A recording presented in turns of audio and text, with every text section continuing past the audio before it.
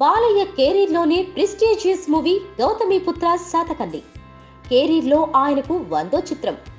అంటే ఇది ఆయనకు మైల్ స్టోన్ మూవీ.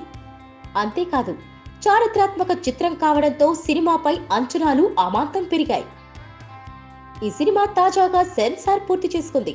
ఈ సినిమా రన్ టైం సుమారు 2 గంటల 15 నిమిషాలు. యూఏ సర్టిఫికేట్ దక్కింది. సినిమా చూసి సెన్సార్ సభ్యులు ఆనందంగా ఫీల్ అయ్యారట. తెలుగు తెరపై ఇలాంటి సినిమాలు అరుదుగా వస్తాయని, క్రిష్ డైరెక్ట్ చేసిన ఈ చిత్రం మోషన్ క్లాసిక్ గా నిలుస్తుందని అంచనా వేస్తున్నారట. అంతగా వారి మెప్పును పొందిందని సమాచారం. శాతవాహనుల రాజు కథతో తీసిన గౌతమిపుత్ర శాతకర్ణిలో ప్రతి విభాగం బాగా హైలైట్ అయిందట. బాలయ్య ఫెరోషియస్ పర్ఫార్మెన్స్ సినిమాకి బాగా అడ్వాంటేజ్ గా మారిందట.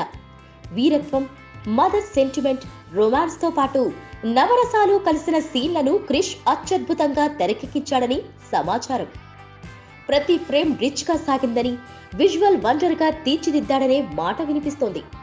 ఈ మూవీలో 2 సీన్లకు థియేటర్లు బద్దలవుతాయనే మాట వినిపిస్తోంది. ఆ 2 సీన్లలో ఒకటి సముద్ర తీరంలో యుద్ధం. ఈ సీన్ మొత్తాన్ని గ్రీన్ మ్యాట్ పై చిత్రీకరించాడు దర్శకుడు క్రిష్. సుమారు 10 నిమిషాల పాటు సాగే ఈ సన్నివేశం మినీ క్లైమాక్స్ లా ఉంటుందట. శాతవాహన రాజుల ఆధిపత్యాన్ని ప్రదర్శించే సన్నివేశం ఇదేనట. ఇక 2వ సీన్ సింహాన్ని లొంగదీసి దానిని స్వారీ చేసే సీన్. మృగరాజు సింహంతో పోరాడి జూరు పట్టుకుని దాని మీద స్వారీ చేస్తూ అంతఃపురం వరకు వస్తాడట బాలయ్య. ఈ సీన్ మరో హైలైట్ అంటున్నారు.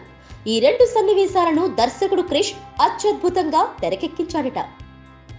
మొత్తం సినిమాలో ఇలాంటి సన్నివేశాలు మరో 3-4 ఉన్నాయని, గ్రీకు రాజులతో చేసే యుద్ధంతో పాటు మదర్ సెంటిమెంట్ కూడా అడ్వాంటేజ్ అవుతుందని అంచనా వేస్తున్నారట దర్శక నిర్మాతలు. సంక్రాంతికి కానుకగా విడుదల కానున్న ఈ సినిమాపై భారీ అంచనాలున్నాయి. మరి 100వ సినిమాతో బాలయ్య రికార్డులు తిరగరాస్తాడా లేదా అనేది చూడాలి. Please subscribe. Please subscribe Movie Time Series. Hi, it's me Purna. Please subscribe.